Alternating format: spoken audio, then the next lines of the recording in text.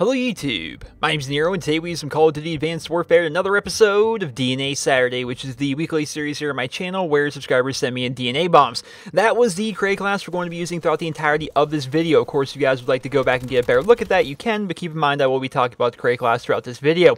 First thing you're going to notice about this gameplay, well, one of the first things that I noticed anyway was like, what's up with the colors, man? Why do the colors look so weird on this?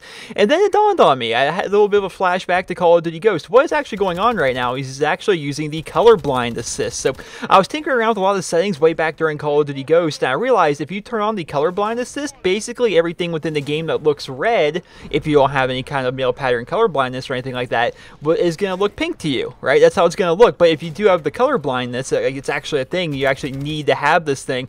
It basically takes this faded color and it makes it actually look like it's red to you, which is really kind of weird. So you're going to see throughout the gameplay, the colors look kind of off. That's not like an error in the color correction or an error in the color correction of the video that was sent to me or anything like that. It's just simply the fact that the colorblind assist, I believe, is on in this gameplay. So that's why most of the reds kind of look pinkish in a way. Like you see the lasers that are coming out of the gun, they look pink, right? It's definitely kind of weird. So I don't know, maybe that's a quick tip for some of you guys out there. Maybe some of you guys like the idea of having paintball mode in Advanced Warfare. Perhaps you like the idea of a lot of things within the game being pink or almost a purplish or something like that. And if you would like that, just turn on colorblind assist from the options menu. You can go ahead and do that. What we got going on here, let's talk about, we sit here talking for a minute about colorblind assist. Let's talk about the DNA bomb. What we got going on here is a game of domination here on the map Biolab, running around with the XMGs, the biggest gimmick weapon of them all, by far the biggest gimmick weapon of them all. That was sent in by a guy that goes by the name of iFilster. iFilster, of course, we'll be talking about his YouTube channel here towards the end of the video. But yeah, he's got ourselves a very good gameplay here, running around here with the Akimbo Light Machine Guns. The Akimbo Light Machine Guns. The strategy used,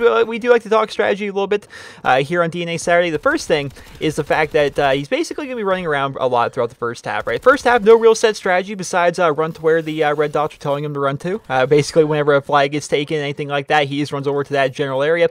During the second half of the gameplay, he spends a lot of his time defending the C flag. We'll talk about that when we get to that. We're definitely going to talk about that when we get to that, because it's actually pretty good how well he was able to defend the C flag, which is a highly contested flag here on this map, right? C is one of those maps where you really kind of live or die by C. If you can have a good time over at C when you're playing Biolab Dom, you're going to have a good game. You're definitely going to have a good game as a result of that. But you know, it can definitely be hard to do. And doing it with Akimbo Light Machine Guns, it can definitely be pretty difficult. So we'll be seeing that in good time, folks. All in good time. Let's start talking about the Cray class we're actually using throughout the entirety of this gameplay. While we wait to see how he's going to be defending C throughout this match, let's talk about the Cray class as to how we can possibly make Akimbo Light Machine Guns a viable weapon. First and foremost, they're not really that viable, right? It's a gimmick weapon. They're a super gimmick weapon.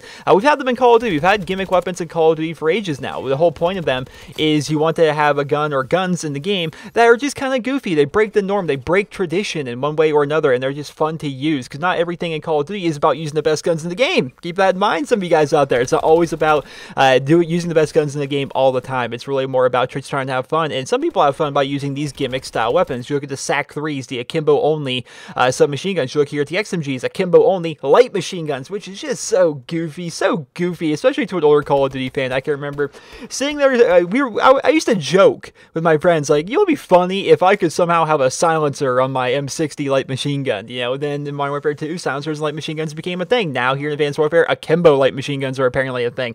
They're gimmick weapons. They're meant for fun. You look at what Call of Duty's actually been doing over the past couple years. It's actually pretty interesting, because they've been able to add these different kinds of gimmick style weapons into the game while at the same time making them relatively viable compared to some of the other stuff. Look at all the people he's about to go up behind. Look at all these people right here.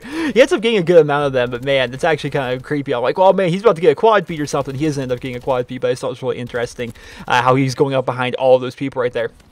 But you look at what we've done here in Advanced Warfare. You look at the EM1. You know, we have laser weapons in Call of Duty. We have full auto laser weapons. You look at the fact that all the different weapons in the game, they kind of feel different in one way or another in terms of their firing mechanics and their recoil patterns and stuff like that. It's interesting to think about where Call of Duty might go next. We've got laser weapons. We've got Akimbo light machine guns. Of course, we've had Akimbo submachine guns for a while now, ever since like Modern Warfare 2.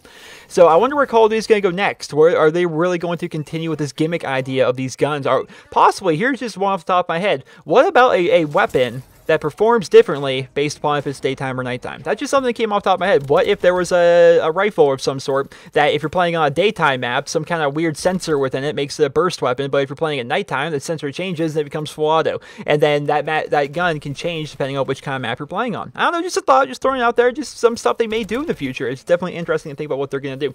Back to the class though, let's talk about the Cray class. It's actually a fairly basic class. So we have our XMG here. It's a standard XMG, no special variant or anything of that nature. We're using laser sight as well as rapid fire, right? I don't use this gun a lot, but I think everyone, it's suffice to say that if you're going to be running around with a light machine gun that's a hip fire only, you're going to want to eventually get the laser sight for it, right? You're definitely going to want to have that increased hip fire accuracy as well as rapid fire, just making it so you can spray people down faster. That definitely sounds nice to me.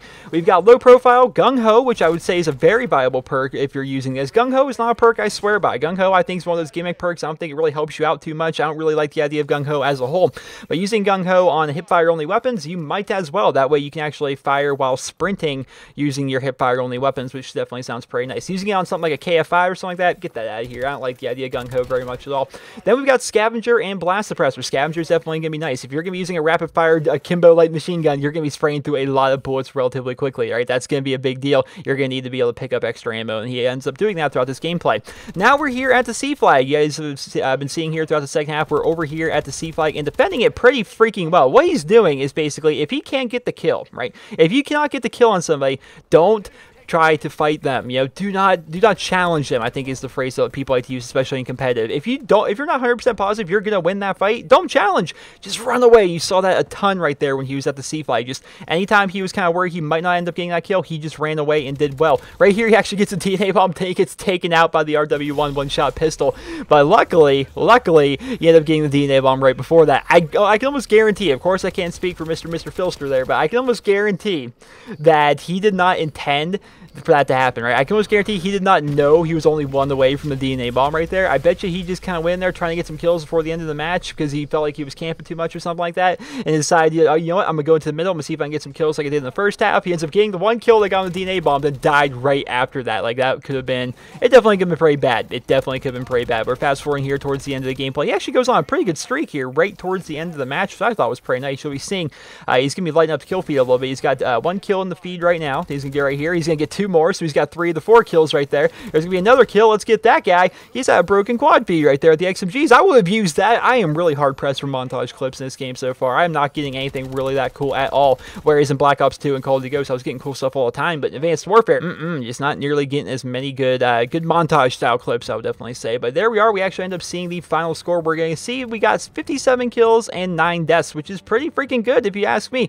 Defense are weird. I think we can all agree that he was basically defending the C flag the entire second half right there. But yeah, he only gets credit for 2 defense because the person has to be physically on the flag and he has to shoot them off the flag. But he was shooting so many people around the flags that he ended up getting a ton of defend points. Actually, the most defense I ever saw in Advanced Warfare so far was my friend Cardinal ended up getting 19 of them in a single game of domination on Comeback, where basically he sat there on the flag just laid prone with like a flak jacket and the trophy system, and he would like sit there and just kept killing people off of it, and you end up getting like 19 defense in that game. It was definitely pretty cool. But regardless, I hope you guys will enjoy this episode of DNA Saturday, and if you did, please be sure to leave a rating where you guys feel it deserves. And if you guys would like to submit your DNA bombs for next week's episode of DNA Saturday, watch the video that's on your screen right now. That video is super helpful. There's an annotation you can click. It'll take you over to that video. It opens up in a new tab, as well as there's a link to it in the video description. You need to go watch that video to learn everything you'd want to know about submitting your sub for DNA Saturday. If you guys would go ahead and check out Mr. Filster, he's a first-time guest here on my channel. He's got a relatively new YouTube channel. He's just trying to make his way here on YouTube.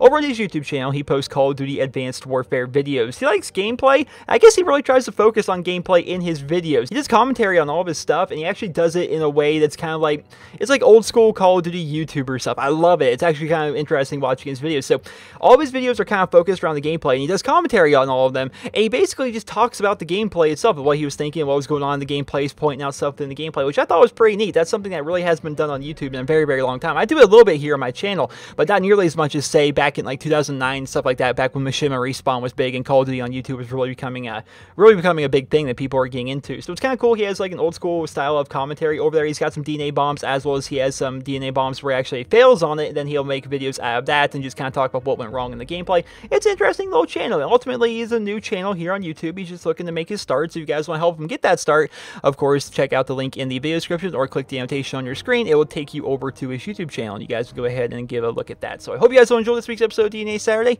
and if you did, please be sure to leave a rating. Hope you guys have a wonderful day.